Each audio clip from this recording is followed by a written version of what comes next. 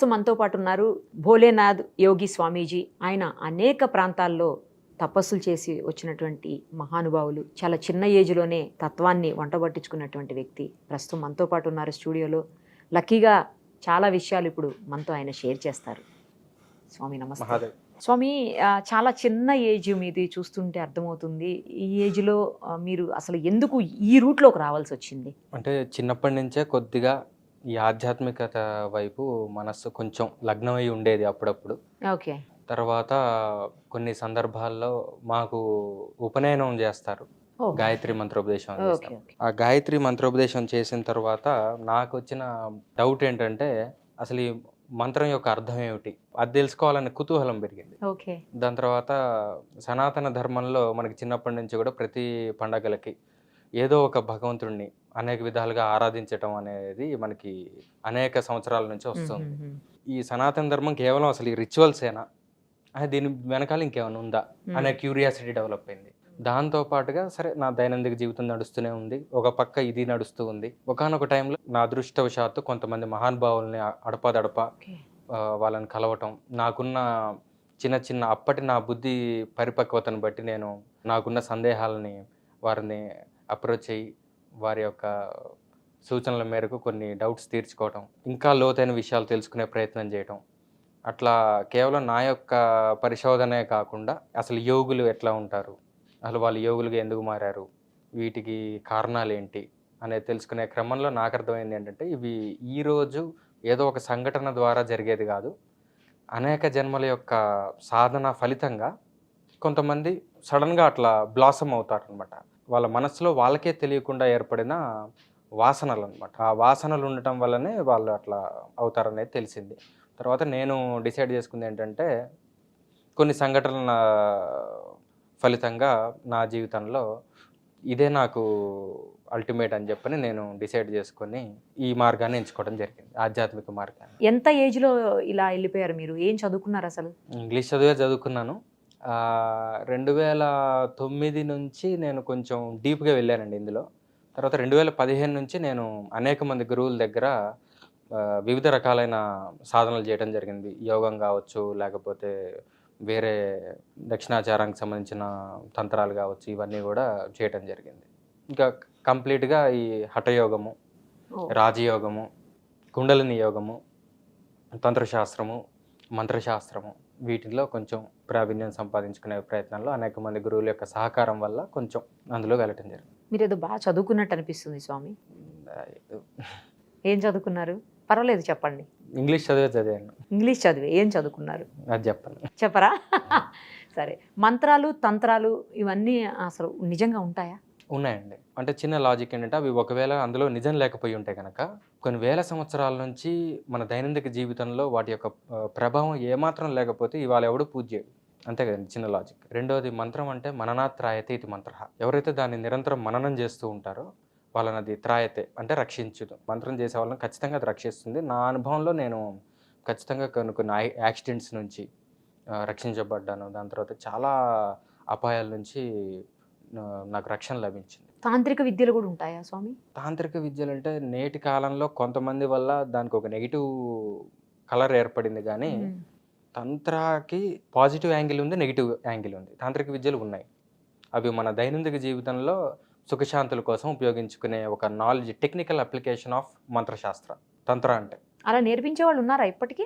ఉన్నారండి. అది బెనారస్ ఒకటి, అంటే కాశీ, ఓకే. కామాఖ్య, జార్ఖండ్లో రాజ్గర్ జంగిల్స్ దగ్గర చిన్నమస్తా ఆలయం ఒకటి ఉంది, దాని దగ్గర ఉజ్జయిని, శ్రీశైలము, ఓకే. అక్కడ ఇప్పటికీ అందులో ఉత్తీర్ణులైన మహానుభావులు ఉన్నారు. కానీ ఓహ్! వాళ్ళు దొరకటం, వాళ్ళ దగ్గర మనం అభ్యసించడం అనేది మన యొక్క అదృష్టం మీద ఆధారపడి ఉంటుంది. ఎందుకంటే వాళ్ళ కవచంగా ఒక బ్యాచ్ ఉంటుంది, వాళ్ళ దాకా ఒక బ్యాచ్ మనల్ని పోనీరు. ఆ బ్యాచ్ ఎవరంటే దొంగ బాబాలు, దొంగ తాంత్రికులు. విద్యలలో ఏదో చిన్న చిన్న మిరకిల్స్ సాధించి వీళ్ళు ఏం చేస్తారంటే వాళ్ళు కనబడరు. వాళ్ళేమో మిరకిల్స్ ఏం చూపెట్టరు అంత తొందరగా. ఓహో! వీళ్ళు ఏం చేస్తారంటే ఎవరు కొత్తగా వచ్చినా కానీ వాళ్ళకి ఏదో ఒకటి చూపించేసి వాళ్ళని అట్రాక్ట్ చేస్తారు. సో వీళ్ళు ఇక్కడే లాక్ అయిపోతారు. ఓకే. ఓకే.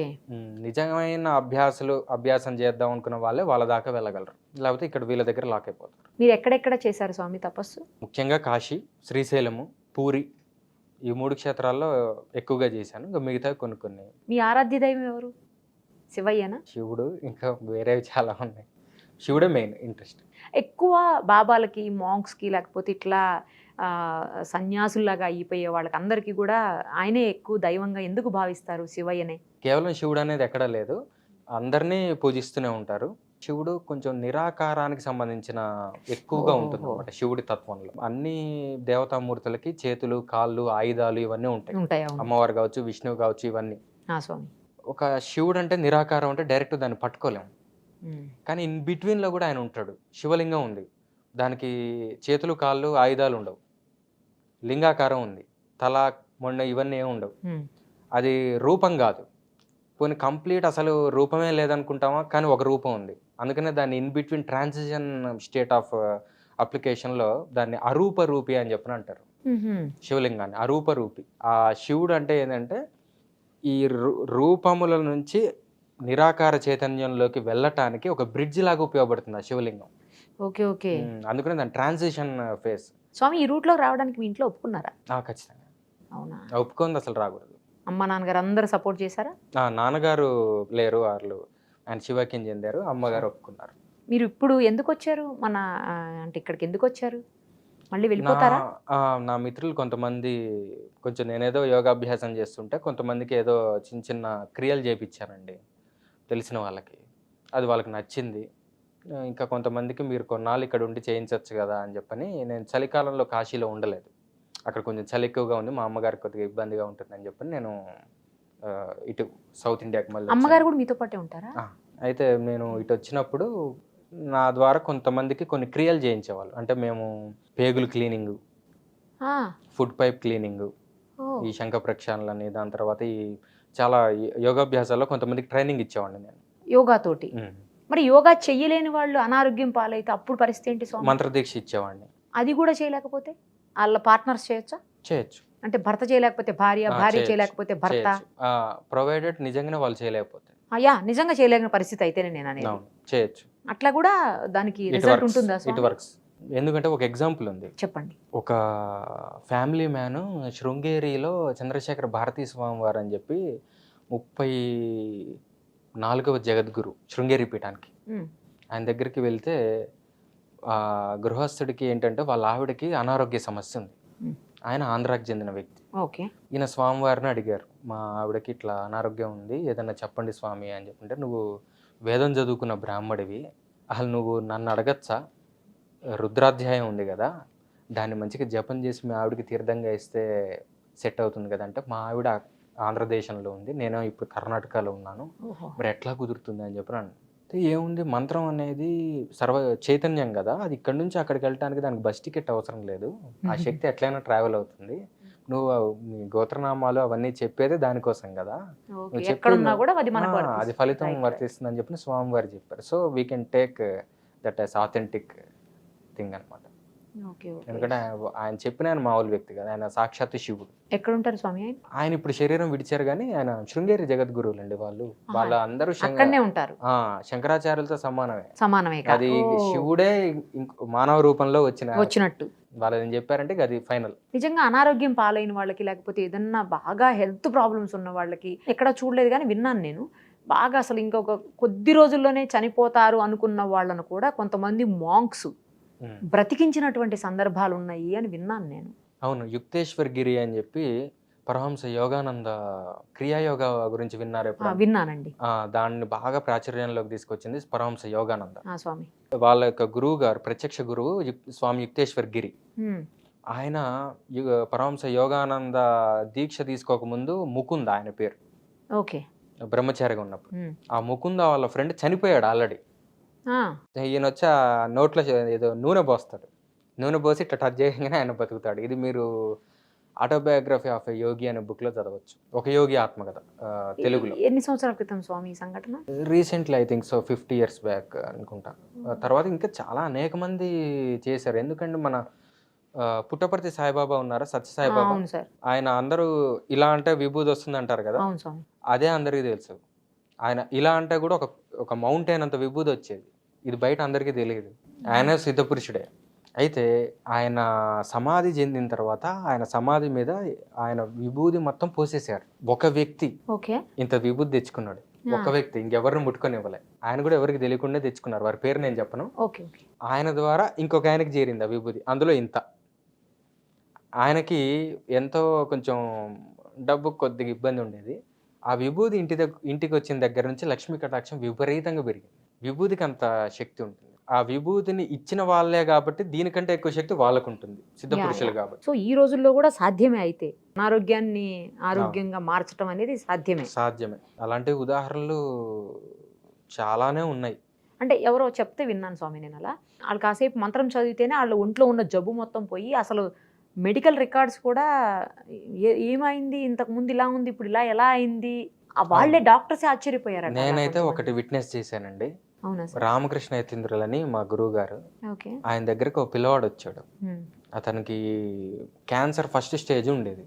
అయితే గురువు గారు నాకు క్యాన్సర్ ఉంది, ఆయన మీటింగ్ కూడా ఫస్ట్ మీటింగే ఈయనతోటి వచ్చింది కూడా క్యాన్సర్ గురించి, ఆధ్యాత్మికత గురించి గానే కాదు. ఇది నిజంగా జరిగిన విషయం. ఇది తగ్గించాలండి మీరు అంటే, ఈయన కూడా జనరల్గా అంత ఎవరిని అసలు దగ్గర రానియరు, అసలు ఎవరిని కలవరు. అప్పుడు ఎందుకు అట్లా చేశారో తెలియదు. ఏం చేశారంటే ఒక క్లాత్ తీసుకున్నారు, పక్కన ఏదో క్లాత్ ఉంటే దాన్ని ఇలా చింపారు. పోయింది పో అని చెప్పని అన్నారు. ఇక మళ్ళీ నాకు కనపడకన్నారు. తర్వాత ఆయన్ని మేము ఫాలో చేసి మేము ఎంక్వైరీ చేస్తే తర్వాత అదే రిజల్ట్స్ అవి చూస్తే లేదు, ఇది నిజంగా జరిగింది.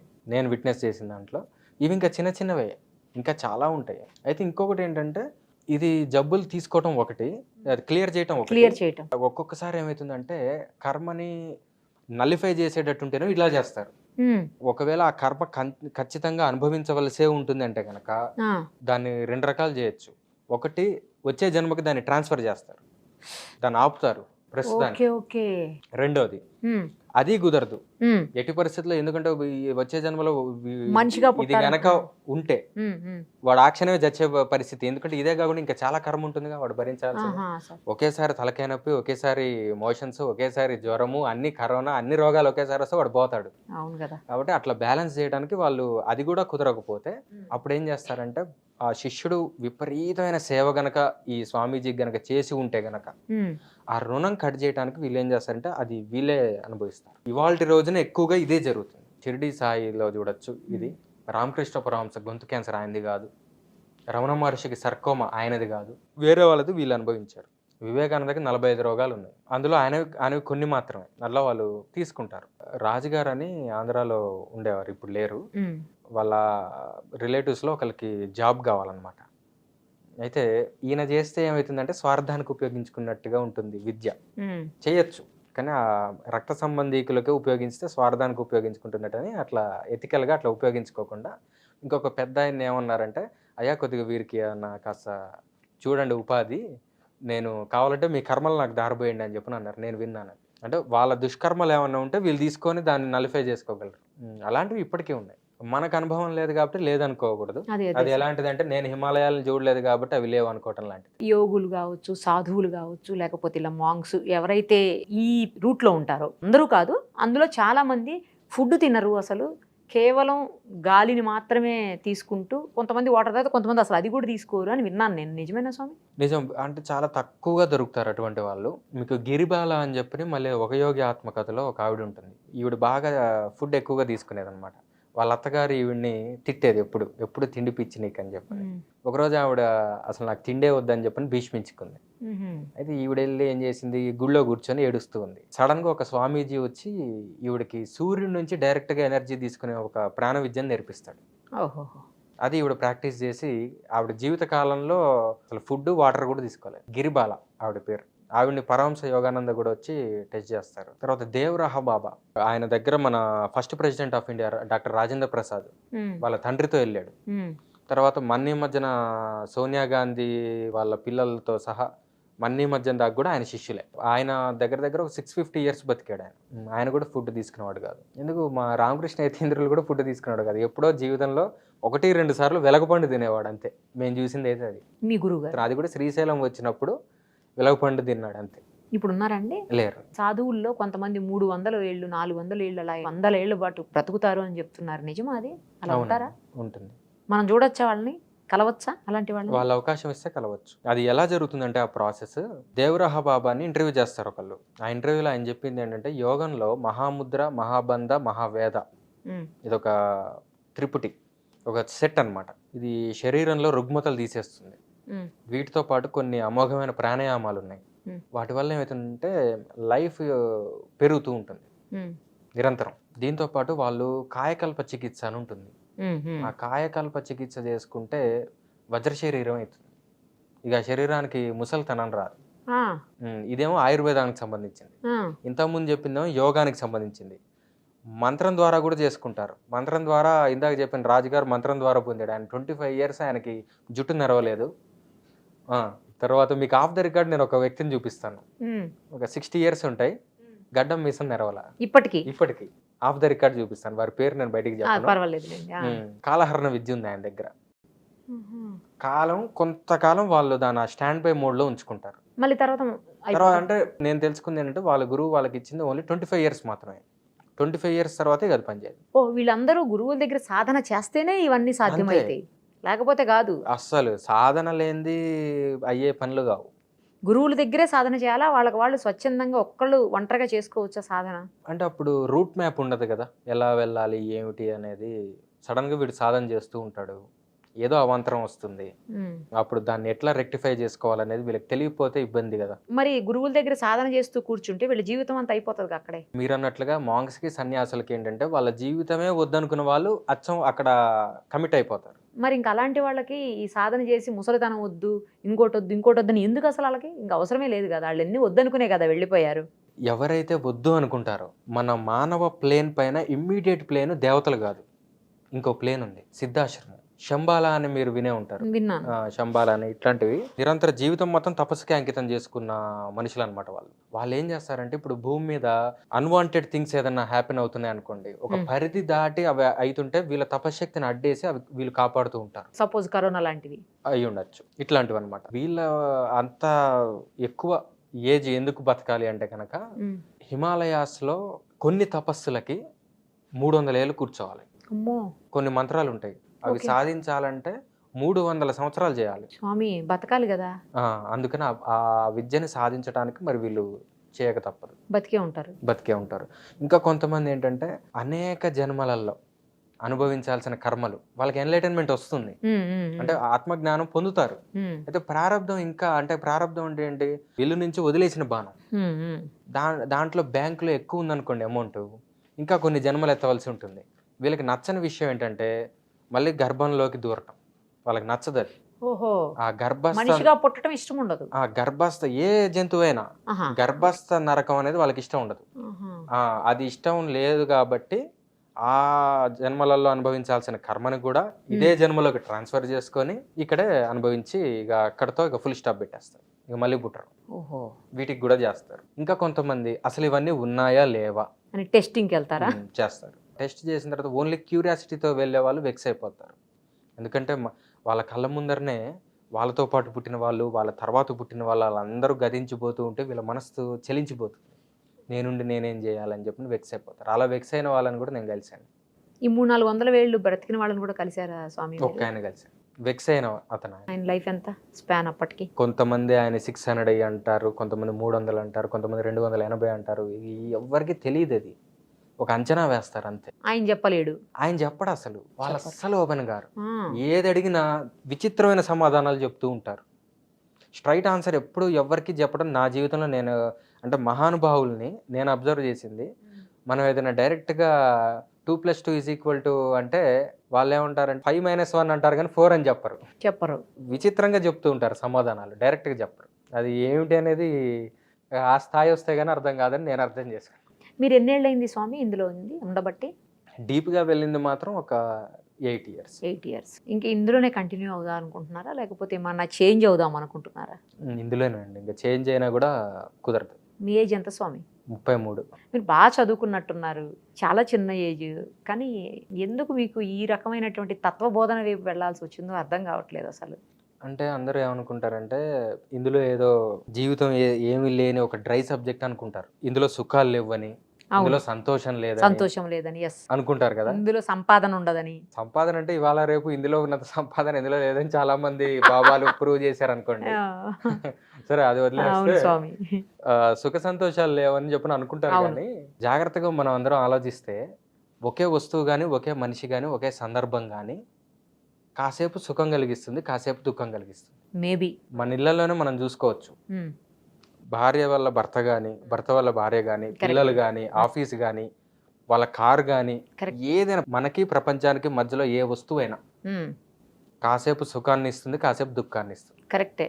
కాబట్టి మీ లైఫ్లోనే సుఖం లేదు, మా లైఫ్లో సుఖం ఉంది. అంతేనా? మా లైఫ్లోనే లేదు. అయితే నువ్వు ఉంటే బాబాల్ని ఎందుకు మొక్కుతారు అందరూ? దేవుళ్ళ గుడికి ఎందుకు వెళ్తారు? అక్కడే సుఖం ఉంటే మేము మీ దగ్గర రావాలి కదా. మీరు అన్నిటికీ అతీతులు కదా, మానవాతీతులు. మీరు మానవాతీతులేం కాదు, కానీ ఉన్న దాంట్లో ఏంటంటే సుఖం దుఃఖం కామను. దాని నుంచి తితీక్ష నేర్చుకుంటారు వీళ్ళు. మాత్రా స్పర్శాస్త కౌంతేయ శీతోష్ణ సుఖ దుఃఖదాహ ఆగమాపాయనం అనిత్య తాం తితీక్ష స్వభారత అని భగవద్గీతలో చెప్పారు. శరీరము ప్రపంచం మధ్యలో ఒక సంపర్కం ఏర్పడినప్పుడు సుఖం దుఃఖం అనేది 2 అవుట్పుట్స్ వస్తాయి. అవి కామన్. ఓకే. వాటికి సామాన్యులు చెలించిపోతారు. అమ్మో నాకు ఇది అయిపోయింది, ఇప్పుడు వచ్చే సంవత్సరం ఇంకా జనవరిలోనే ఉగాది పంచాంగం తెప్పించుకొని చూసే వాళ్ళు ఉంటారు. కరెక్ట్. అంత యాంగ్జైటీ తోటి ఈ అమ్మ ఏమవుతుందో అని చెప్పిన ఒక భయంతో, యాంగ్జైటీ తోటి ఆనందాన్ని ఇటు దుఃఖాన్ని రెండింటిని తట్టుకోలేరు. ఈ స్టెబిలిటీ ఆఫ్ మైండ్ అనేది సాధన చేసే వాళ్ళకి వస్తుంది, మాంగ్స్కి ఉంటుంది. గుప్త నిధుల కోసం తవ్వకాలు చేశారని, లేకపోతే గుప్త నిధులు పలానా చోట ఉన్నాయని ఈ సాధువు చెప్పాడు, ఈ మాంకు చెప్పాడు, లేకపోతే ఈయన చెప్పడం వల్ల నేను చేశాను, ఇట్లా చెప్తుంటా. నిజంగా గుప్త నిధులు ఉంటాయా? మనకి 546 ప్రిన్స్లీ స్టేట్స్ ఉండేవి. సర్దార్ వల్లభాయ్ పటేల్ మొత్తం అఖండ భారతాన్ని కలపక ముందు చిన్న చిన్న రాజ్యాలు. ఓకే. ఈ నిధులు అనేది ఇదివరకు ఇప్పుడు ఉన్నంత బ్యాంక్ సిస్టమ్ లేదు కాబట్టి వాళ్ళు అక్కడో ఇక్కడో దాచిపెట్టే ఉంటారు. చారిత్రకంగా అది నమ్మచ్చు. కానీ అన్ని సంవత్సరాలు అయిపోయిన తర్వాత ఇప్పుడు అవి ఉన్నాయా నిజంగా లేవా అనేది అంత ఈజీగా తేలే విషయం కాదు. కానీ యక్షిణి విద్యలను ఉన్నాయి. అందులో హంసిని, ప్రమోద 2 విద్యలు ఉన్నాయి. అవి కేవలం ఈ గుప్త నిధులు చూపెట్టడానికే ఉన్నాయి. ఎవరైనా కావాల్సుకున్న వాళ్ళు అవి చేసుకోవచ్చు. ఆ యక్షిణిలు వచ్చి పలానా చోట గుప్త నిధి ఉందని చూపిస్తుంది, కానీ గుప్త నిధులు జోలికి వెళ్ళటం అయితే మంచిది కాదు. ఎందుకంటే ఒకటే అది మనది కాదు. అవును కదా, మరి దొంగతనం చేసిన ఫలితం వస్తుంది. రెండవది, అది ఎవరైతే దాచిపెడతారో దానికి మంత్రబంధనాలు వేస్తారు. దానివల్ల ఏమవుతుందంటే బలులు కోరుతాయి. ఆ సొమ్ము ముట్టుకుంటే బలి కోరుతుంది అది. అందుకనే మనకి ఆంధ్ర ప్రాంతంలో బలిగోరిన వజ్రాలు అనే కథ ఉంది. ఒక పెద్ద ఆయన ఉంటాడు, వాళ్ళ పూర్వీకుల గుప్త నిధి ఒక చోటు ఉంటుంది, ఈయనకు తెలుసు అది. అయితే ఆ మ్యాప్ ఉంటుంది, ఆ మ్యాప్ పట్టుకొని అక్కడికి వెళ్ళటం ఈయనకి కొంచెం అంత నాలెడ్జ్ లేదు. ఈయనకి ఇంకో 3 పెట్టుకుంటాడు ఈయన హెల్ప్ చేయమని. మీకు అందులో కొద్దిగా గొప్ప పర్సంటేజ్ ఇస్తానులే అని చెప్పని అంటాడు. వీళ్ళు 3 వచ్చిన వాళ్ళు ఒక తండ్రి, ఆ తండ్రికి 2 కొడుకులు. వీళ్ళు 3 హెల్ప్ చేస్తారు. పైగా ఆ నిధి దొరుకుతుంది. దొరికిన తర్వాత వీళ్ళు ఏం చేస్తారంటే వీడికి ఎందుకు ఈ నిధి అని చెప్పి వాడిని అక్కడే చంపేస్తారు. ఫస్ట్ మొదటి బలి అది. తర్వాత వీళ్ళు 3 ఆ నిధిని చిరు సమానంగా పంచుకుంటారు, తండ్రి కొడుకులు. ఇక ఎవరి దారిలో వాళ్ళు వెళ్తారు, బాగానే ఉంటుంది. తండ్రి పెద్దవాడైపోతాడు, పెద్ద అబ్బాయికి సంతానం ఉండదు.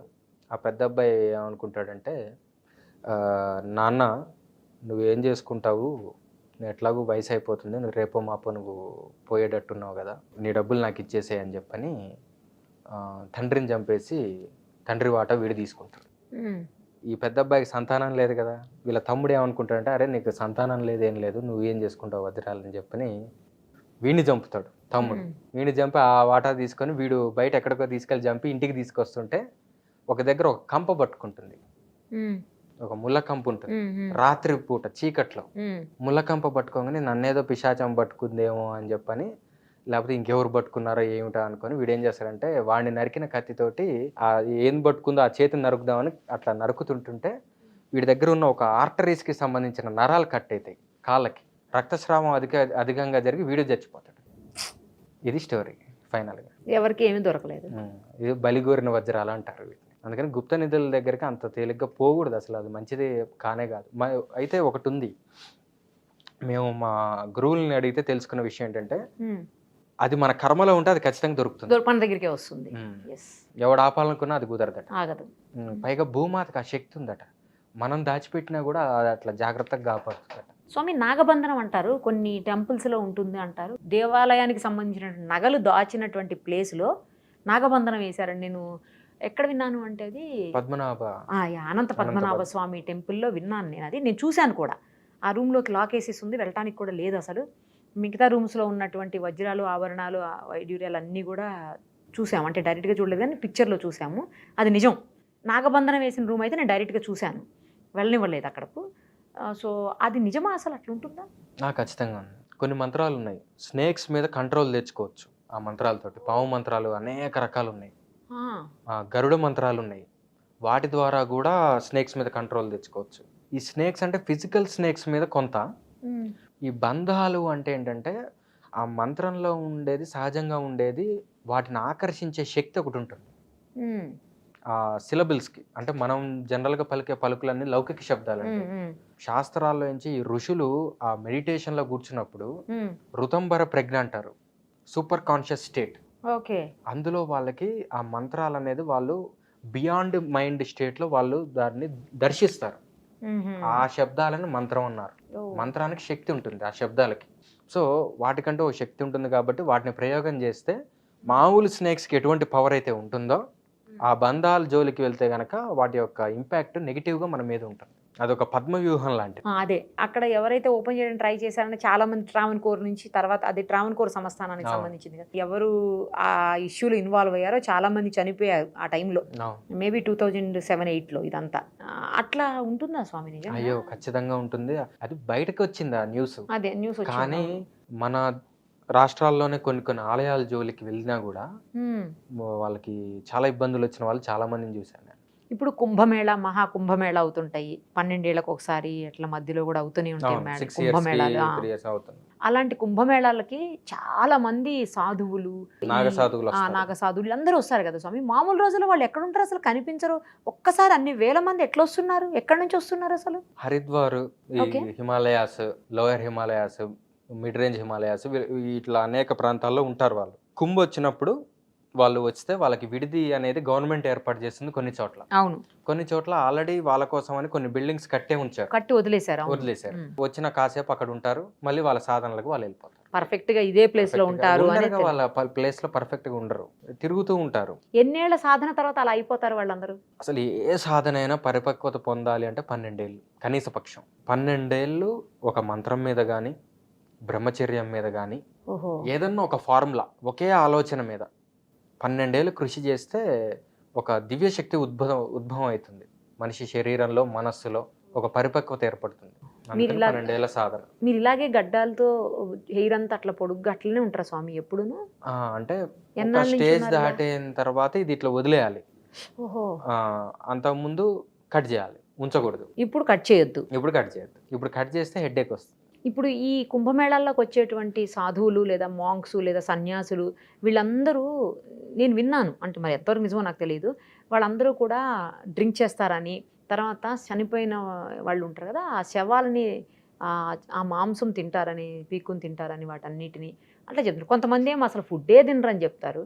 మళ్ళీ ఇదేంటి తింటారని చెప్తున్నా, నాకు అసలు అర్థం కావట్లేదు. ఇది మాంసము, మద్యము ఇవన్నీ కూడా ఈ పంచమకారాల కోవలోకి వస్తుంది. కుంభమేళాకు వచ్చే వాళ్ళందరినీ కూడా ఈ నాగ సాధువులు కావచ్చు, అఘోరాలు కావచ్చు, సాధనలో భాగంగా చేస్తే తప్పులేదండి.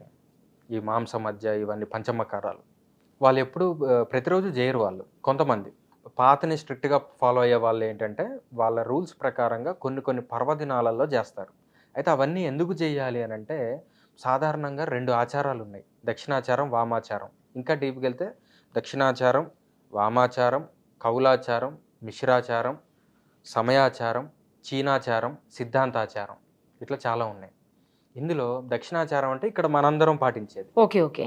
అంటే సాధారణంగా సాత్విక వస్తువులతో పూజ చేయడం, రైట్ సార్, శుచి స్నానం చేసి మంచి పద్ధతిగా, మోరల్ అండ్ ఎథికల్ స్టాండర్డ్స్, అంటే లీగల్ ప్రాబ్లమ్స్ లేకుండా ప్రశాంతంగా అంటే పద్ధతిగా పూజలు చేయటం. అంటే ఇందులో ethical conduct, moral conduct, legal కండక్ట్ని అతిక్రమించడం అనేది ఉండదు దక్షిణాచారంలో.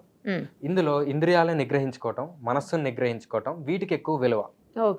వీటి ద్వారా అంటే కోరికలు ఎంత తీర్చుకున్నా కూడా ఈ శాస్త్రాలు ఏం చెప్తాయంటే మీరు కోరికలు ఎంత తీర్చుకున్నా కూడా అగ్నిలో నెయ్యి పోసినట్టు అవి ఎప్పుడు ప్రజ్వలిస్తూనే ఉంటాయి, ఇంకెక్కువైతూ ఉంటాయి ప్రతి కోరిక తీర్చుకుంటున్నా కొద్దీ.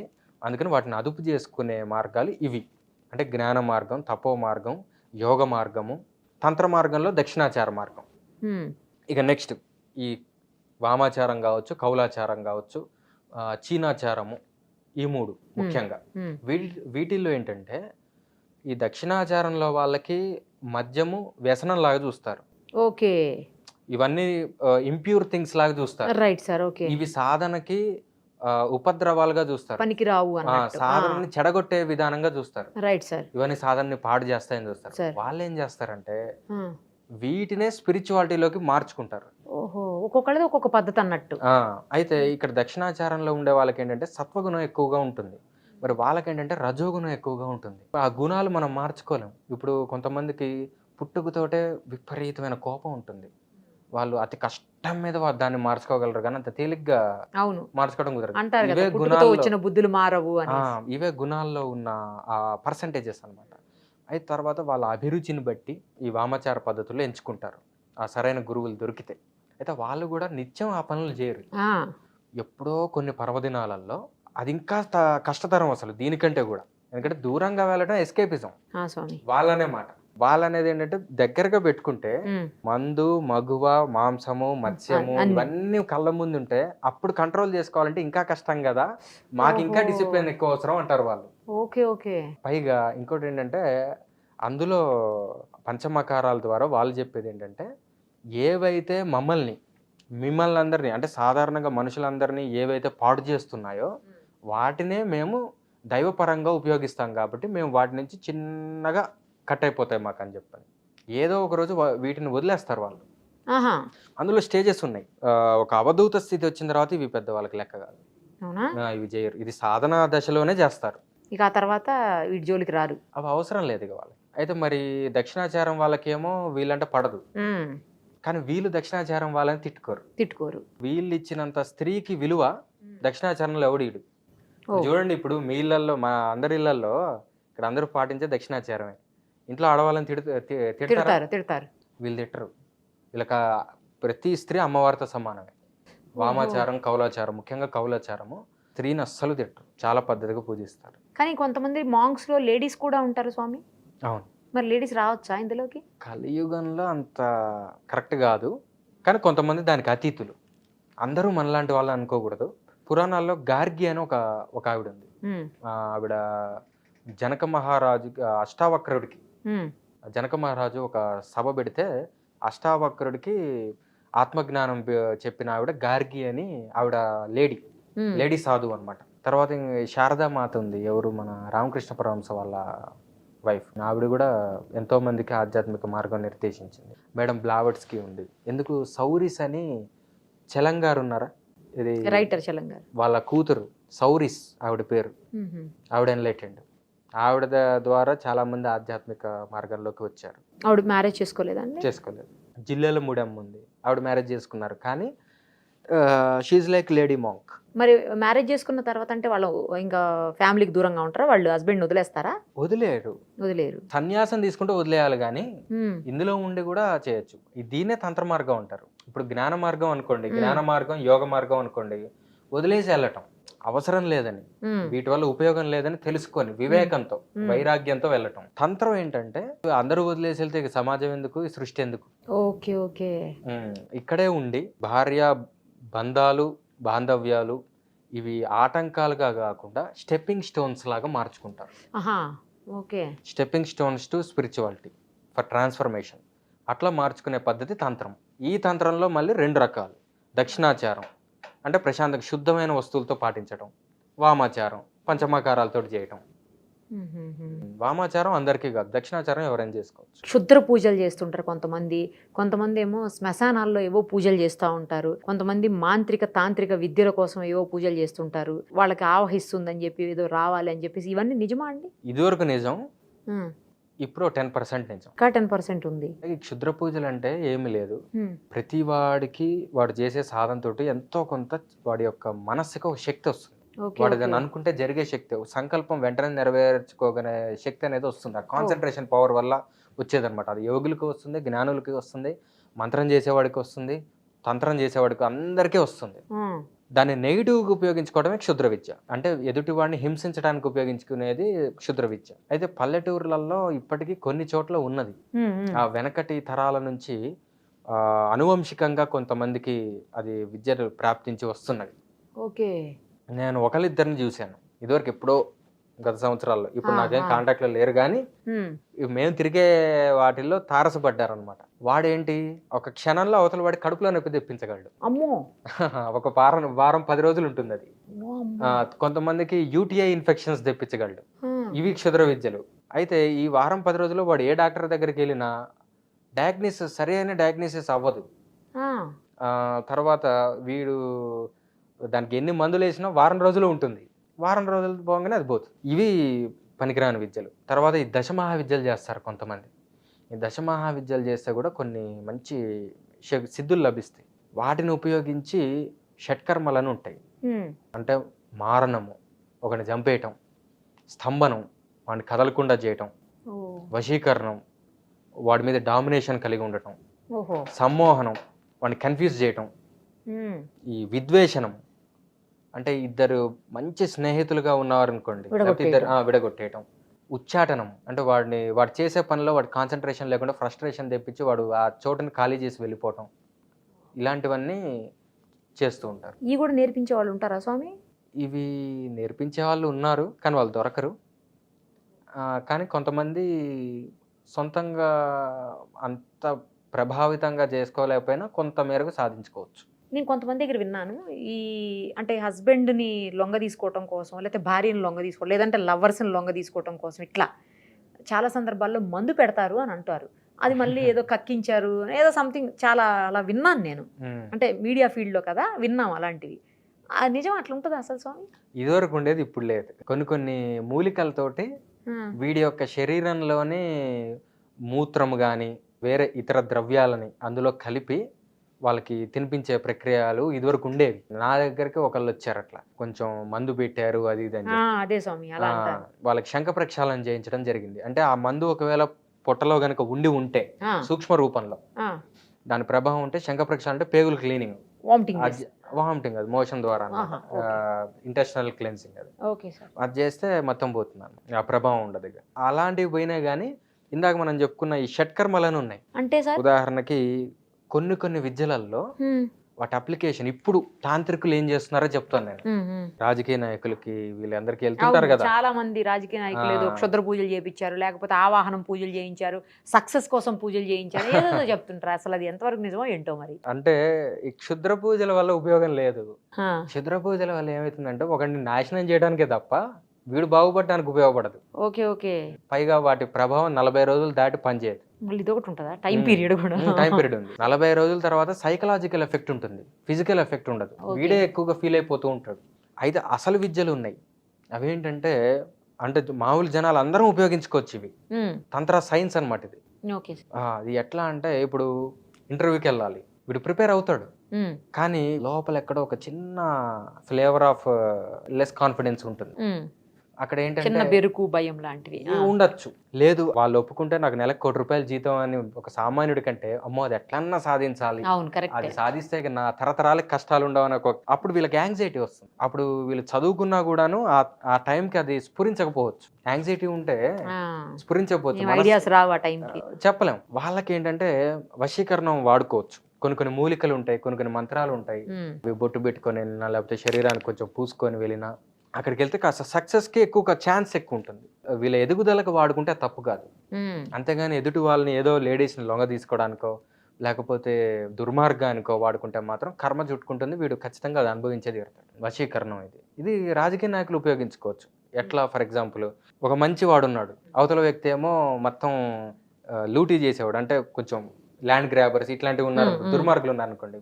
మంచివాడు ఏం చేయాలి, వాడి మీద గెలవాలి. వీడికి ఆ శక్తి లేదు. అప్పుడు వీళ్ళకి ఎట్లా ఉపయోగపడుతుందంటే ఈ విద్య, ఇన్ఫ్లుయెన్సర్స్ ఉంటారు, ఓట్ ఇన్ఫ్లుయెన్సర్స్. కొన్ని ఏరియాస్లో ఒక పెద్ద మనిషి చెప్తే ఒక 100 ఓట్లు పడతాయి. ఆ 100 మందిని వీడు తిప్పుకోలేడు, వీడు మాట వినేటట్టు. కానీ వీడు ఒక్కడి మీద వీడు వశీకరణం చేసాడు అనుకోండి, వీడి ద్వారా 100 ఓట్లు వీడు సంపాదించుకోవచ్చు. అట్లా వీళ్ళు వశీకరణ విద్యని ఉపయోగించుకుంటారు తాంత్రికుల దగ్గర నుంచి. నెక్స్ట్ విద్వేషణం సృష్టిస్తారు.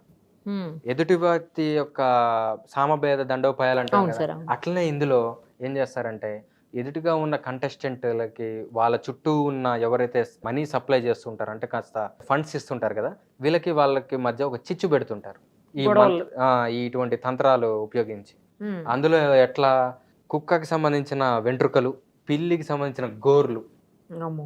ఆ, వీటిని క్లబ్ చేసి వాటి ద్వారా కొన్ని హోమాలు చేస్తారు. డిఫరెంట్గా ఉంటాయి. ఉమ్. అంటే వైర జంతువులు ఆహా, పడని జంతువులు ఏవైతే ఉంటాయో వాటి కుక్కకి, నుంచి దీని పిల్లికి నుంచి ఒక పడదు. భాగం తీస్తారు, దాని నుంచి ఒక రైట్ భాగం రైట్, తీస్తారు. ఓకే. లాజికల్ కదా. సార్. తీసి దానికి శాస్త్రంలో చెప్పిన విధానాలు, అంటే దశమహావిద్యలో ఒక విధానం ఉంటుంది, ఆ, దత్తాత్రేయుడి శాస్త్రాల్లో ఒక విధానం ఉంటుంది, శ్రీ విద్యలో ఒక విధానం ఉంటుంది. ఓకే. ఒక్కొక్కటి ఒక్కొక్క విధానం. ఇదే కాదు, ఇంకా మారణం అని ఇంకో ప్రక్రియ ఉంది. పుత్తలి ప్రయోగం అని ఎప్పుడైనా విన్నారా? విన్నాను సార్. బొమ్మ తయారు చేసి చేసి చేస్తుంటారు. అదే చేతబడి అవి కూడా ఏదో అంటారు సంథింగ్ వాటిని. ఇక వీడికి ఎంతకీ లొంగకపోతే బాణామతి. అవి చిన్న చిన్నవి, ఓ. అవి చీలంగి విద్యలు బాణామతి, అవి చిన్న చిన్న, అవి ఇప్పుడు లేవు. ఈ పుత్తలి ప్రయోగము అటు సైడ్ ఉంది, north east side, okay. 7 sisters of India అంటారు కదా, ఆ, అటు సైడ్ ఉన్నది ఇప్పటికి. బెంగాల్, కేరళ, ఓ. అక్కడ వీళ్ళు ఏం చేస్తారంటే కొన్ని రకాల మట్టి తీసుకొచ్చి ఆ శత్రువు యొక్క రోమాలు, గోర్లు ఇవన్నీ తీసుకొచ్చి దాని నుంచి ఒక బొమ్మ తయారు చేసి దానికి ప్రాణప్రతిష్ఠ చేసి దీనికి రేగు ముళ్ళుతో గుచ్చటం కానీ, ఒక ఇనప శీలతో గుచ్చటం కానీ, దీనికి మళ్ళీ ఒక్కొక్క అంగానికి పాడ్యమి నుంచి పౌర్ణమి వరకు ఏ అంగానికి గుచ్చితే ఆ అంగం పాడవుతుందో అనేది ఒక లెక్క ఉంటుంది. బాబోయ్. మళ్ళీ పౌర్ణమి నుంచి అమావాస్య వరకు కొన్ని అంగాలు, స్త్రీలకైతే ఒక రకం, పురుషులకైతే ఒక రకం, ఇట్లా చేస్తూ ఉంటారు. అమ్మో. ఇది కూడా చేస్తూ ఉంటారు. కొంతమంది రాజకీయ నాయకుల మీద చేశారు ఇది వరకు. Okay, okay. ఒక పెద్ద లీడర్ మీద చేస్తే ఒక పీఠాధిపతి వదిలిచ్చారు పాపం. ఇలాంటి వాటిని వదిలించేదానికి కూడా విద్య ఉంటుంది, అంతే కదా సార్? ఖచ్చితంగా చేసేటప్పుడు ఉంటుంది. ఉన్నప్పుడు దానికి విడుదలకి కూడా ఉండాలి కదా మరి. ఉండాలి, విరుగుడుకు కూడా ఉంటుంది. ఇవన్నీ పని చేయకుండా కూడా కొన్ని యంత్రాలు ఉంటాయి, అవి పెట్టుకోవచ్చు. దాని తర్వాత ఉచ్చాటనం చేస్తారు. ఎట్లా? ఫర్ ఎగ్జాంపుల్, ఎక్కడో ఎన్ఆర్ఐస్ ఉంటారు, వాళ్ళు సడన్ గా వాళ్ళకి ఈ లోకల్ సినారియో మీద వాళ్ళకి గ్రిప్ ఉండదు. వాడు ఎక్కడో సంపాదిస్తాడు విపరీతమైన డబ్బు, డైరెక్ట్ డబ్బులు గుమ్మరిచ్చి నేను ఎమ్మెల్యే అవ్వాలనుకుంటాడు. అవును. అది లోకల్ గా ఎన్నో సంవత్సరాల నుంచి కష్టపడి ఒక కూటమి తయారు చేసుకుని ఒక అండదండలుగా అందరికి ప్రజల్లో గ్రౌండ్ వర్క్ చేసుకున్న వ్యక్తికి అది నచ్చదు. వీడిని పంపించాలి అర్జెంట్గా ఇక్కడి నుంచి. అక్కడ ఉచ్చాటన ఉపయోగిస్తారు.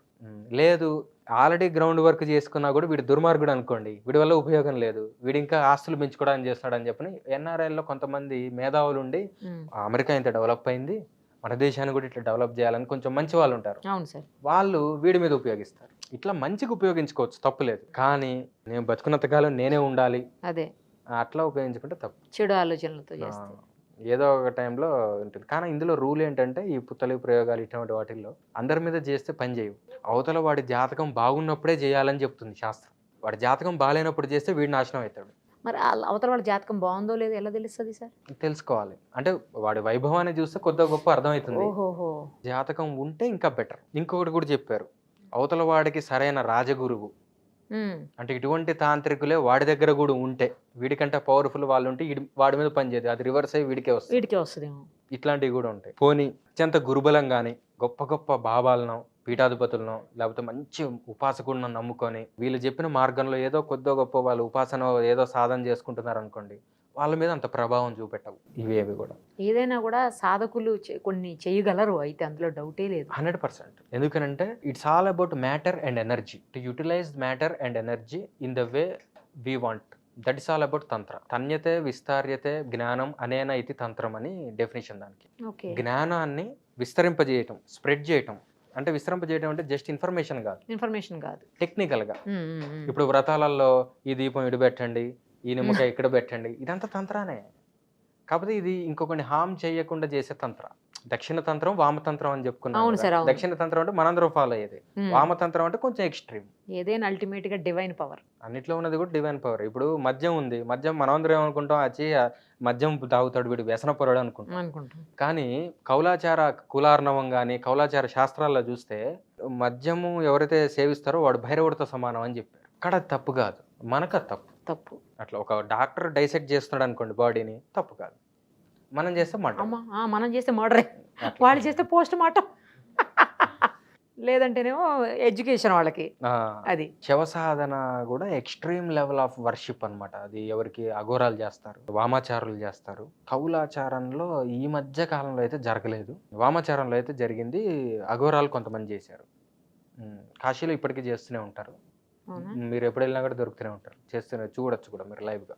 వాళ్ళు ఏంటంటే భయాన్ని గెలవటానికి, తర్వాత కొన్ని సిద్ధశక్తులు సంపాదించడానికి చేస్తుంటారు. అఘోరి విమలానంద అని ఆయన చేశాడు. 3 టైమ్స్ చేశాడు ఆయన.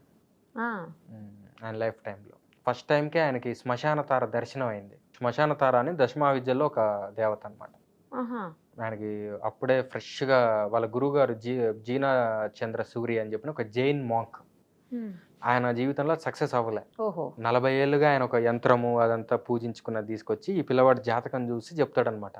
ఇతని జాతకంలో శవసాధన సక్సెస్ అవుతుందని చెప్పని ఇతన్ని తీసుకొచ్చి ఇతనికి ఈ విద్యలు నేర్పించి ఒకరోజు కూర్చోబెట్టి చేయిస్తాడు శవసాధన. అతన్ని భయపెట్టి ఎట్లా నువ్వు చేయకపోతే నేను చంపేస్తాను అది ఇది అని చెప్పని మొత్తానికైతే చేపిస్తాడు. ఉమ్, అప్పుడే ఫ్రెష్గా తీసుకొచ్చిన ఒక తరుణి అంటే ఒక యూత్ గర్ల్ ఒక స్త్రీ దేహాన్ని ఇక్కడ పెట్టి చేపిస్తారు. అబ్బో, దాని చుట్టూ ఒక సర్కిల్ గీస్తారు, కీలనం అంటారు దాన్ని. ఆ, అంటే శవంని ఉత్తేజితం చేసినప్పుడు కొన్ని గోష్ఠులు వస్తూ ఉంటాయి, వాటి వల్ల వీడికే ప్రమాదం రాకుండా కీలనం చేస్తారు. ఆహా, దాని తర్వాత దాని నోట్లో నూనె పోసి ఒత్తి పెట్టిన దీపం వెలిగిస్తారు. అమ్మో, దాని తర్వాత కొన్ని మంత్ర సాధన చేస్తారు. అప్పుడు ఆ శవం లేస్తుంది సడన్గా. ఆ, అప్పుడు వీడు తట్టుకోవాలి. భయపడకూడదు. అంతే కదా. ఇలాంటి సాధనలు ఇప్పుడు కూడా చూడొచ్చా సార్ అక్కడ? ఇప్పుడు పగలపూట చేస్తున్నారు, వాటి వల్ల పెద్ద ప్రభావం ఏమి ఉండదు.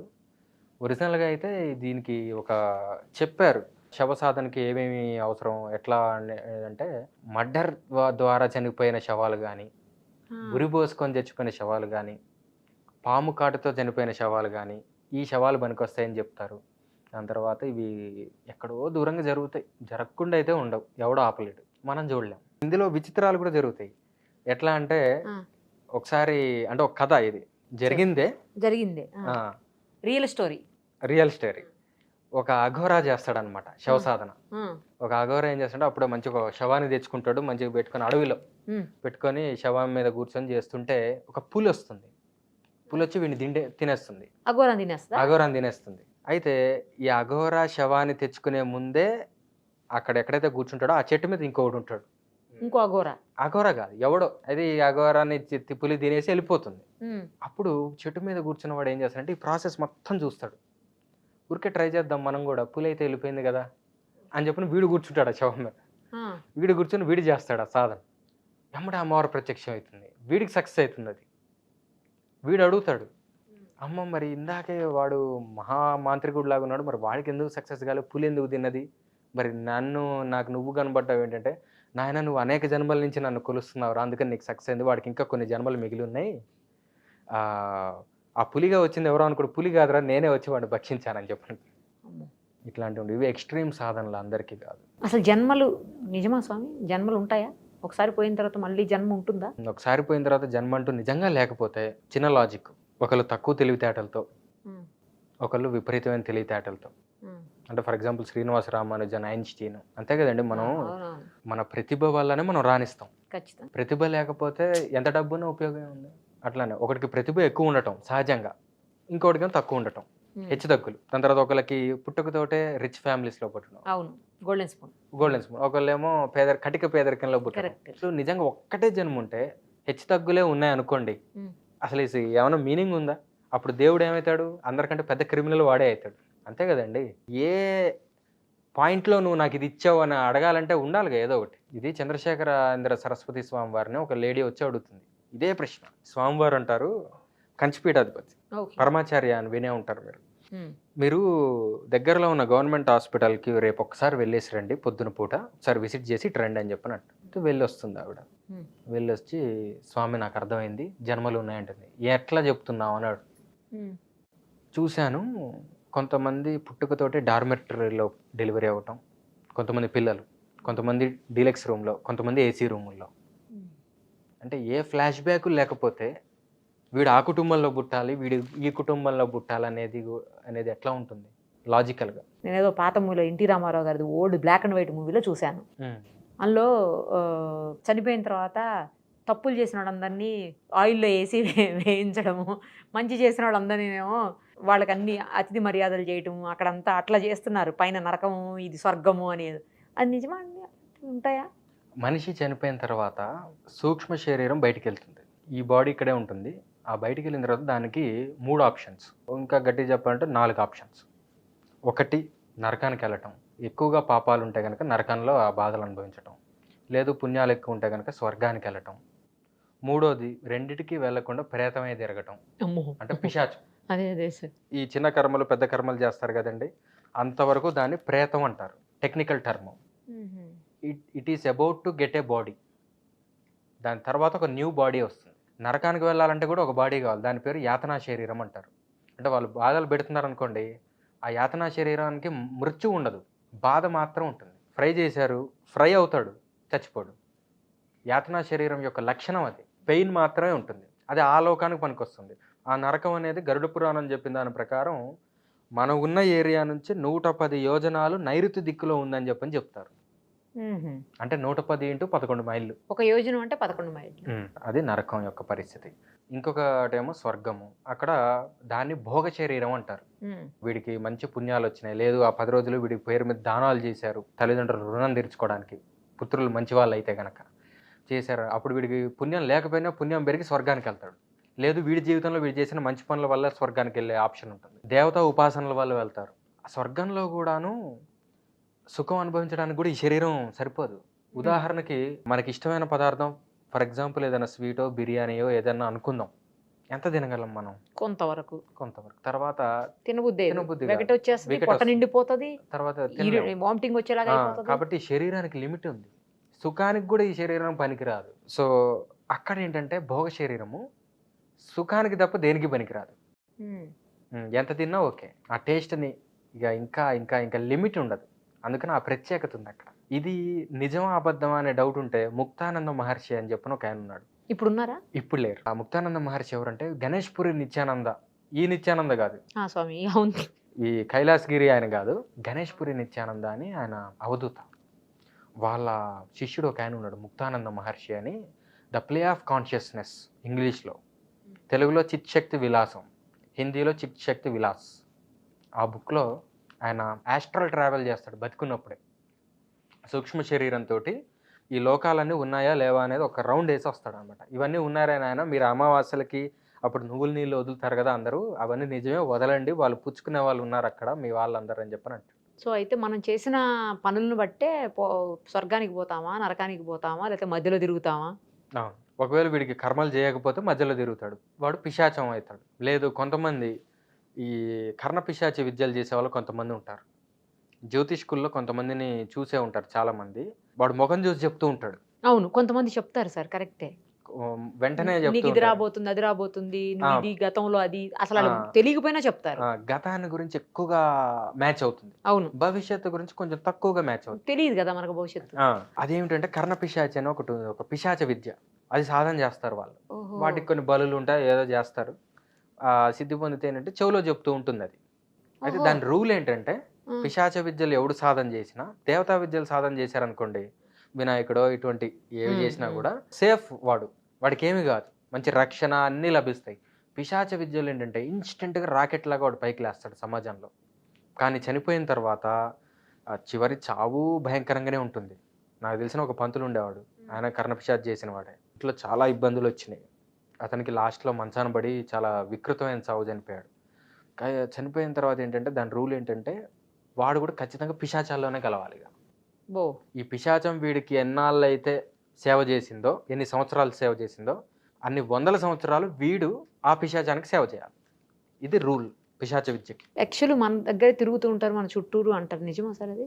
మొత్తం 36 అంటే మనకంటే కొంచెం పై లెవెల్ బీయింగ్స్ అనమాట అవి. పిశాచాలేమో మనకంటే కింది స్థాయి బీయింగ్స్, మనకంటే కొంచెం పై స్థాయి జాతులు యక్షులు. ఎవరికి హార్మ్ చేయరంట కదా? ఎందుకు చేయరు? చేస్తారా? ఈ అతి మార్గికులని, కాపాలికులు, కాలముకులు, అఘోర పంతులని 3 రకాలు ఉన్నారు. ఇదివరకు కర్ణాటకలో ఉండేవారు. శంకరాచార్యులు లేకపోతే ఇప్పుడు మొత్తం కాపాలికులే మన అందరినీ చంపేవాళ్ళు. అసలు వాళ్ళు చేతిలో పుర్రె, అదే కపాలము, బొక్కల మాలలు వేసుకొని భైరవ ఉపాసకులు వాళ్ళంతా. అఘోరాలు కూడా ఆ మార్గంలో చెందిన వాళ్ళే. ఏది అతి మార్గికులు అంటారు వాళ్ళని. వాళ్ళకి కంప్లీట్ వామాచారం అనటానికి లేదు, వామాచారం వేరు, ఇట్ ఈస్ కంప్లీట్లీ అండర్ తంత్ర. 36 యక్షిణీ విద్యలు ఉన్నాయి మొత్తం. ఈ 36 యక్షిణీ విద్యల్లో ఇందాక మనం చెప్పుకున్నాం, ఒకటి హంసిని, ఒకటి ప్రమోది అని చెప్పని. ఆ 36 యక్షిణీ విద్యలు ఒక్కొక్క యక్షిణీ విద్య ఒక్కొక్క రకంగా సాధన చేయాలి. కొన్నేమో చెరువు పక్కన చేసే ఉంటాయి, కొన్నేమో నదీ తీరంలో చేసే ఉంటాయి, కొన్ని శ్మశానంలో చేసే ఉంటాయి, కొన్ని 4 రహదారుల మధ్యలో చేసే ఉంటాయి. ఇన్ని లక్షలు జపం చేయాలని ఉంటుంది. ఒక్కొక్క దానికి ఒక్కొక్క ఫలితం ఉంటుంది. కొన్ని కొన్ని యక్షిణులు ఏం చేస్తాయంటే దివ్యమైన రసాయనాలు ఇస్తాయి. ఇప్పుడు రసాయనాలు అంటే కొన్ని కెమికల్స్ అనుకోవచ్చు. వాటి వల్ల మనకి మంచి వజ్రకాయం వస్తుంది. కొన్ని యక్షిణులు పాదుకలు ఇస్తాయి. మనోవేగంతో ఎక్కడికైనా ప్రయాణించవచ్చు. బహుశా కొంతమంది హిమాలయ యోగులు క్షణంలో ఇక్కడి నుంచి అక్కడికి వెళ్ళటం అనేది ఈ యక్షిణీ విద్య వల్ల అయి ఉండొచ్చు. వీటిని సాధన చేసే వాళ్ళు ఉంటారు. నిజంగా అమాయకత్వంగా 100% దాని మీద కాన్సన్ట్రేషన్తో చేస్తే అవి ఫలిస్తాయి. నాకెవరో చెప్పారు పెద్ద ఆయన, యక్షులు మన ఇంట్లో మన చుట్టూరు కూడా ఉంటారు, మనకు సంబంధించిన పెద్దవాళ్ళలో నుంచే వాళ్ళు ఉంటారు. ఇప్పుడు సపోజ్ చిన్న చిన్న వస్తువులు అంటే కీస్ కావచ్చు, లేకపోతే ఏదన్నా ఒక పెన్ కావచ్చు, లేదంటే ఏదన్నా చిన్న వస్తువు ఏదైనా క్లిప్స్ అలాంటివి ఒక ప్లేస్లో పెడతాము. పెట్టిన తర్వాత మళ్ళీ మనకే కనిపించవు అవి. మనం పెట్టిన ప్లేస్ మనకు గుర్తున్నా కూడా ఎంతసేపు వెతికినా కనిపించవు. ఒక 5 నిమిషాల తర్వాత వెళ్ళండి మళ్ళీ అక్కడనే కనిపిస్తాయి. ఈ యక్షులు అనేవాళ్ళు కాసేపు అటు మీద చేయి పెట్టి అని నవ్వుకుంటూ ఉంటాయి మన చుట్టూరు తిరుగుతూ. మనం వచ్చి వెతుకుతాం కదా, అప్పుడు చెయ్యి అడ్డు పెడతారు కదా, అక్కడ ఏం కనిపించదు. నవ్వేసుకుని మళ్ళీ అవతలకు వెళ్ళిపోయిన తర్వాత మళ్ళీ వస్తే అక్కడే ఉంటుంది. లేదా నాకు కనిపించకపోవచ్చు, మీకు కనిపించవచ్చు. ఇంట్లో ఉన్న ఒక వ్యక్తికి కనపడదు, రెండో వ్యక్తికి కనపడిపోతాయి. అట్లా చేస్తారు కానీ ఎవరికి హామ్ చేయరు అని చెప్పారు పెద్ద ఆయన నాకు. ఇది అబద్ధం. యక్షుల వల్ల అయితే ఏమీ ప్రయోజనం లేదు మనకి. ప్రయోజనం ఉంటుంది ఖచ్చితంగా. సృష్టిలో ప్రతి జాతి నుంచి ఏదో ఒక ప్రయోజనం ఉంటుంది. అది దాన్ని ఉపాసన చేసి దాన్ని సాధించుకునే ఒక శాస్త్రం ఉండాలి, వాటిని ఉపయోగించుకునే అంత సత్తా ఉండాలి. కానీ యక్షిణీ విద్యలు కూడా అంత డేంజర్ విద్యలు, అవి మంచివి కాదు. ఎందుకంటే వాటి నుంచి ఏదన్నా మనం ఫలితం ఆశించినప్పుడు మన నుంచి కూడా ఎంతో కొంత వేరే ఒకటి ఆశిస్తాయి అవి. అందుకనే పెద్దవాళ్ళు, గురువులు, మంచి గురువులు ఎవరైతే ఉంటారో వాళ్ళందరూ చెప్పేది ఏంటంటే వేటి జోలికి వెళ్ళకండి, మంచిగా దైవాన్నే నమ్ముకోండి అని చెప్పేది ఇందుకే. భూతం పట్టింది, దెయ్యం పట్టింది మనిషికి అంటారు. నిజంగా భూతాలు దెయ్యాలు పట్టుకుంటాయా? మనం రోజు నిత్యం చేసే పూజలలో కూడా ఉత్తిష్టంతు భూత పిశాచాహ ఏతే భూమి భారకాహ ఏతేషామ విరోధేన బ్రహ్మకర్మ సమారభే అని చదువుతాం కదా. అవును. కొన్ని వేల సంవత్సరాల నుంచి అది అట్లనే ఉందంటే సరే మనకంటే దాని అర్థం తెలియకపోవచ్చు, పండితులకైతే తెలుసు కదా, తెలుస్తుంది. వాళ్ళు ఇంకా అదే పాటిస్తున్నారంటే ఉంటాయి. అయితే వీటి స్వరూపాలు ఏంటంటే మనలాగా ఉండవు, ఆకృతులు ఉండవు, వాటికి వాయు శరీరాలు అంటారు. ఇది వాసిష్ఠ రామాయణం అని యోగ వాసిష్టం. వశిష్ఠ మహర్షిని రాముడు అడుగుతాడు ఇదే ప్రశ్న, అసలు పిశాచాలు ఉన్నాయా? ఆయన చెప్తాడు పిశాచాలు ఎన్ని కేటగిరీస్ ఉన్నాయి, ఏ ఏ మనుషులు ఎలాంటి సందర్భాల్లో పిశాచాలు అవుతారు, తర్వాత పిశాచ యోనుల నుంచి పుట్టే జాతి పిశాచ జాతి, అంటే ప్రత్యేకంగా పిశాచాలు కూడా ఉంటాయి. తర్వాత కొంతమంది మనుషులు వాళ్ళకి పుణ్యం లేని కారణంగా ఈ ఔర్ధ్వ దేహిక కర్మలు అంటే ఈ పిండ ప్రధానాలు ఇత్యాదులు లేని కారణంగా కూడా పిశాచత్వం వచ్చే వాళ్ళు కొంతమంది ఉంటారు. వాటికి అంధకారం ఎక్కువ ఇష్టం, చీకట్లో ఎక్కువ ఉంటారు. అందుకనే మనం నైట్ పడుకునే ముందు కనీసం బెడ్ లైట్ అన్న వేసుకోండి, మొత్తం చీకటిగా ఉండకూడదు అని చెప్పిన అంటారు. అవును సార్. ఈ పిశాచాల గురించి. తర్వాత ఇంట్లో మగవాళ్ళని, పెళ్ళైన వాళ్ళని మొత్తం న్యూడ్గా స్నానం చేయొద్దు అనేది కూడా ఇందుకే, పిశాచాలు పట్టుకుంటాయి. అయితే అవి బుద్ధుల్లో చేరతాయి, సైకలాజికల్ డిస్టర్బెన్సెస్ క్రియేట్ చేస్తాయి. పిశాచంకి మనకి డిఫరెన్స్ ఏంటంటే మనకి బాడీ ఉంది, మన కోరికలు తీర్చుకోవడానికి సెన్సెస్ ఉన్నాయి, మనకు ఆకలిస్తే ఏదో ఒకటి తింటాం. అయితే అనేక జన్మల అభ్యాసం వల్ల సడన్ గా బాడీ వదిలిపోయిన తర్వాత ఇంకొక బాడీ, అంటే ఇందాక చెప్పుకున్న యాతనా శరీరం, యాతనా శరీరంలో కనీసం వీడి కర్మ అనుభవించడానికి, నరకంలో బాధలు అనుభవించడానికి ఒక శరీరం ఉంది. అది సూక్ష్మ శరీరం కాదు, different body from human body. యాతనా శరీరం అంటే బాధలు అనుభవించడానికి అనువైన శరీరం అది, కానీ అది కూడా ఒక శరీరం, గ్రాస్ బాడీ, ఫిజికల్ బాడీ అది కూడా, బట్ నాట్ హ్యూమన్ బాడీ. భోగ శరీరం సుఖాలకే. ఈ రెండూ కాకుండా కేవలం సూక్ష్మ శరీరంగా మిగిలిపోయినవే పిశాచాలు. ఇప్పుడు మనం సాధన చేసిన వాళ్ళు ఎవరైనా, అంటే బాగా సాధన చేసిన వాళ్ళు ఉంటారు కదా సార్, అలాంటి వాళ్ళందరూ దెయ్యాలని, భూతాలని, పిశాచాలని చూడగలుగుతారంటారు. నిజమేనా? చూస్తారా వాళ్ళు? కొంతమందికి కనబడతాయి. కనబడతాయా? కొంతమందికి కనబడతాయి. కనబడకపోవటమే మంచిది, ఎందుకంటే ఎప్పుడు ఉంటాయి, మన చుట్టూతోనే ఉంటాయి. సాయంత్రం పూట వస్తాయి, అసుర సంధ్య వేళలో అవి ఊర్లోకి వస్తాయి. ఎక్కడైతే దీపం ఉంటుందో అక్కడ రావు. కొన్ని మంచి మహావిద్యలు చేసే వాళ్ళ దగ్గర ఉండవు. వాళ్ళ చుట్టూ ఆరా అనేది ఎంత దూరం ఉంటే అంత దూరం అవి రాలేవు. అయితే ఈ పిశాచాలకి ఏంటంటే బాడీ తోటి అనేక సంవత్సరాల నుంచి భోజనము, పానీయము ఇది అలవాటైంది కదా సూక్ష్మ శరీరానికి. ఇప్పుడు ఫర్ ఎగ్జాంపుల్ మనకి ఒక మాజా డ్రింక్ ఇష్టం అనుకోండి, మాజా టేస్ట్ అనేది మైండ్లో రికార్డ్ అయింది. అవును. మళ్ళీ మనం కూల్ డ్రింక్ షాప్కి వెళ్తే మాజా తీసుకుందాం అని మళ్ళీ మనకు ప్రేరణ వస్తుంది కదా. కరెక్ట్. అట్లనే పిశాచాలకు కూడా బాడీ వదిలిపోయింది కానీ ఆశలు అంతే మిగులుతాయి. ఆ ఆశల దృష్ట్యా వాళ్ళు ఇంకొక ఏదన్నా వాడి మీదకో వీడి మీదకో దూరి ఆ ఆశలు తీర్చుకుందామని చూస్తుంటారు. అవి వాటి కష్టాలు. అప్పుడు హామ్ చేస్తాయా చేయవా మరి ఆ పర్సన్కి? ఖచ్చితంగా హారమే. ఎందుకంటే వాడి షెడ్యూల్ వాడు ప్రశాంతంగా వాడి ఉద్యోగానికి వాడు పోదాం అనుకుంటుంటే ఎమ్మటి ఇది రైల్వే స్టేషన్ తీసుకెళ్తుంది హారమే. ఓకే. మరి అలాంటి వాటిని వదిలించవచ్చా సార్? అవి వదిలించే విద్యలు కూడా ఉంటాయంటారు? ఉన్నాయి. ఈ కాశీలో కపాల్ భైరవ్ టెంపుల్లో వదిలించవచ్చు. అంత దూరం వెళ్ళాల్సిందేనా కాశీ వరకు? లేకపోతే శ్మశానానికి రావాలి. శ్మశానంలో ఏం చేస్తారు సార్ వచ్చి? ఈ భూత ప్రేత పిశాచాలకి భేతాళుడు అధిపతి. భేతాళుడు అంటే శివుడిలో ఇంకొక రూపం. అవును. ఈ భేతాళుడిని గనక మనం తృప్తిపరచగలిగితే, అంటే గుమ్మడికాయలు ఇట్లాంటి కొన్ని దీపాలు పెట్టే చిన్నవే, యాంటీ లీగల్ కాదు. అంటే ఇప్పుడు శ్మశానాల్లో అర్ధరాత్రి పూజలు కాదు ఇవి. పగలు పూటే ఏదో గుమ్మడికాయలు పెట్టి ఏదో చిన్న స్వస్తికులు ఇట్లాంటివి పెట్టి ఏదో దీపాలు ఇట్లాంటివి పెట్టేసి అయ్యా భేతాలు కాసి వదిలించి అంటే వదిలిస్తాడు. అలా కూడా పోతాయి. పిల్లదయాలు కూడా ఉంటాయా సార్? బాల్యావస్థలో చనిపోయిన పిల్లలు ఉంటారా, అవే పిల్లదయాలు. ఓకే. అవన్నీ కూడా నేను అనుకున్నా దెయ్యాలకు పుట్టినయేమో అనుకున్నా. అలా కూడా ఉంటుంది. ఇలా కూడా ఉంటాయి. అయితే వీటి కోసం అని బలులు ఇస్తారు కొంతమంది అఘోరాలు. వాటిని ఉపయోగించుకొని వీళ్ళ పనులు చేసుకోవడానికి. కొంతమంది మంచి అఘోరాలు ఏం చేస్తారంటే వాటికి ఇంకొక జన్మ రావటానికి వీడి పుణ్యాన్ని ఖర్చు చేస్తారు. వీళ్ళు మంచి వాళ్ళు. కానీ పిల్లదయాలు ఉన్నాయి ఆ శ్మశానాల్లో. వాళ్ళు ఒకేసారి ఆర్తనాదాలతోటి వీళ్ళు పెట్టే స్వీట్స్ కానీ రక్త తర్పణలు కానీ తీసుకుంటాయి. అవి ఇది అఘోర ట్రిలాగీలో మీరు చూడొచ్చు. అఘోర విమలానంద స్టోరీ మొత్తం ఈ రాబర్ట్ స్వబోధ అని ఒక ఆయన రాశాడు. అతను ఒక ఫారినర్ రాశాడంటే మనం అంత తేలిగ్గా తీసేయాలి. ఎవరన్నా దగ్గర వాళ్ళు బంధువులు చనిపోయినప్పుడు ఇదివరకు ఇట్లాగా శ్మశానాలకు లేకపోతే ఆ బరియల్ గ్రౌండ్స్ ఏవైతే ఉంటాయి కొన్ని ప్లేసెస్ అక్కడికి తీసుకువెళ్లకుండా కొంతమంది ఫామ్ హౌసెస్లో వాళ్ళ పొలాల్లో అట్లా దహన సంస్కారాలు చేస్తున్నారు. దానివల్ల ఏమైనా ప్రమాదమా? చేసుకోవచ్చు. ఏం ప్రాబ్లం ఏం కాదు కదా. ఏం కాదు. ఎందుకనంటే ఎక్కడ చేసినా అసలు ఆ బాడీతో లింక్ వదిలిపెట్టేదే ఈ ప్రక్రియలు. ఏది ఈ పిండ ప్రధానాలు కానీ కర్మకాండాలు ఇవన్నీ ఏంటంటే వాడు మళ్ళీ ఈ అటాచ్మెంట్స్ గురించి మళ్ళీ ఇక్కడికే రాకుండా నెక్స్ట్ ఇంకొక చాప్టర్ ఆఫ్ లైఫ్.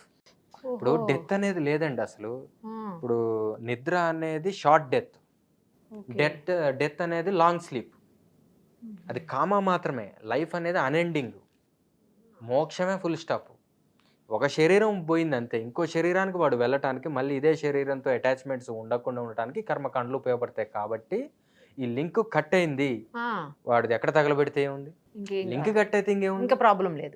ఇప్పుడు ఆడవాళ్ళు పిండ ప్రదానం చేస్తారు. ఆడవాళ్లే కొంతమంది ఈ మధ్య కాలంలో మగవాళ్ళు లేకపోతే కొన్ని ప్రాబ్లమ్స్ వలన వాళ్లే దహన సంస్కారాలు చేస్తున్నారు. అమ్మాయిలే మగవాళ్ళే చేయాలి, ఆడవాళ్ళు చేయాలి. అట్లాంటి రూల్స్ ఏమైనా ఉంటాయా? రూల్స్ అయితే ఉన్నాయి. శాస్త్ర నియమాల ప్రకారం వెళ్ళటం మంచిది. అంటే అవకాశం లేని వాళ్ళు ఉంటారు కొంతమంది, అసలు ఎవ్వరు ఉండరు. ఆ అవకాశం లేనప్పుడు ఎలా చేయాలనేది కూడా శాస్త్రంలో ఒక నియమం ఉంది. అంటే శాస్త్రం మృత్సృజ్య వర్తతే కామకారత నా సిద్ధి నవాప్నోతి నా సుఖం నా పరాంగతిం తస్మాత్ శాస్త్రం ప్రమాణంతే కార్యకార్య వ్యవస్థితం. భగవద్గీత దైవాసుర సంపత్ విభాగ యోగం లాస్ట్ నుంచి 2వ శ్లోకం ఏం చెప్తుందంటే శాస్త్రంలో చెప్పిన విధానాలను పాటించిన వాడికి ఇహంలోనూ సుఖం ఉంది, పరంలోనూ సుఖం ఉంది. శాస్త్ర విధి మృత్సృజ్య అంటే వదిలేసి ఆ విధుల్ని వదిలేసి వర్తతే కామకారత వీడి ఇష్టం వచ్చినట్టు వీడు ప్రవర్తించినట్లయితే కనుక నా సుఖం నా పరాంగతి. వీడికి ఇక్కడ సుఖం లేదు, పైన సుఖం లేదు. అందుకని ఆయా పండితుల ద్వారా తెలుసుకొని వాళ్ళు చెప్పింది వింటమే మంచిది. ఇప్పుడు శ్మశానాల్లోకి కొన్ని ఏరియాస్లో లేడీస్ వెళ్ళరు, కొన్ని ఏరియాస్లో ఇప్పుడు తెలంగాణ సైడ్ లేడీస్ వెళ్తారు, ఆంధ్ర సైడ్ అసలు లేడీస్ శ్మశానంలోకి అడుగే పెట్టరు. అది మంచిది కాదని వాళ్ళు భావిస్తారు. బట్ ఇక్కడ మాత్రం అట్లాంటిది ఏమి ఉండదు. పిల్లలు ఆడవాళ్ళు కూడా శ్మశానంలోకి వెళ్తారు, వాళ్ళ సొంత వాళ్ళు దగ్గర వాళ్ళు బంధువులు చనిపోయినప్పుడు. అలా వెళ్ళొచ్చా వెళ్ళకూడదు? లేడీస్ శ్మశానాలకు వెళ్ళకపోవడం మంచిది. ఒకవేళ ప్రాంతీయ ఆచారం గనక ఉంటే ఎలా చేస్తే అప్పుడు మాట్లాడటానికి ఏం లేదు. అదే వాళ్ళ ఆచారం ఎలా ఉంటే అలా, అదర్వైజ్ వెళ్ళకపోవడమే మంచిది. ఎందుకంటే శ్మశానాల్లో మనకి తెలియని డైమెన్షన్స్ చాలా ఉంటాయి. మనకి తెలియదు కాబట్టి లేదనుకోవడం మూర్ఖత్వం. అంటే అది ఎలాంటిది అంటే సైంటిస్ట్కి మైక్రోస్కోప్లో అన్ని జీవాల గురించి వాడికి తెలుసు. అవును. వాడేదో ఆ జీవాలన్నింటినీ ఒక లిక్విడ్లో కలిపి ఒక గ్లాస్ మీద ఇట్లా పూసాడు అనుకోండి, మనకి అవి కనబడదు, మనకు తెలియదు. కానీ గంట ముందు వాడు మైక్రోస్కోప్లో చూసాడు అన్ని. అవును. ఇక్కడ లేవు అనుకునే వాళ్ళు మనం మూర్ఖులం. అంతే కదా మరి. అట్లాంటిది శ్మశానం కూడా అదొక ల్యాబొరేటరీ. అక్కడ సాధన చేసుకునే వాళ్ళకి అది మొత్తం విధి విధానాలు తెలిసిన వాళ్ళకి అదొక ల్యాబొరేటరీ. అక్కడ ఏమేమి ఉంటాయో వాళ్ళకి తెలుసు.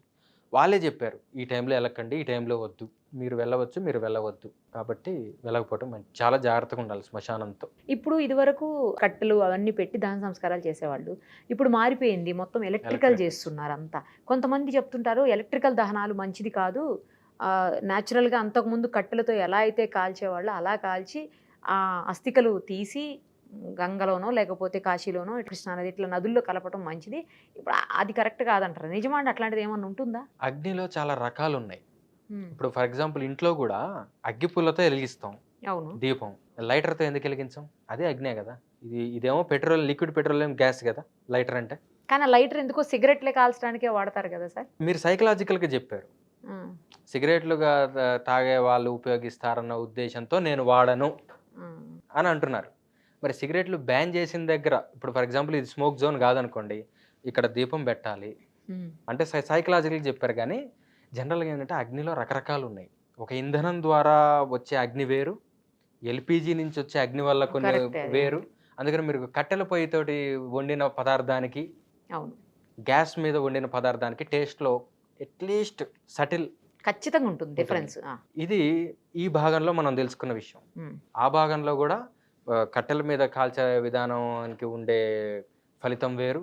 ఈ ఎలక్ట్రిక్ దాని మీద ఉండే ఫలితం వేరు. కాబట్టి ఎనకటి నుంచి వచ్చే కట్టెల విధానమే కరెక్ట్.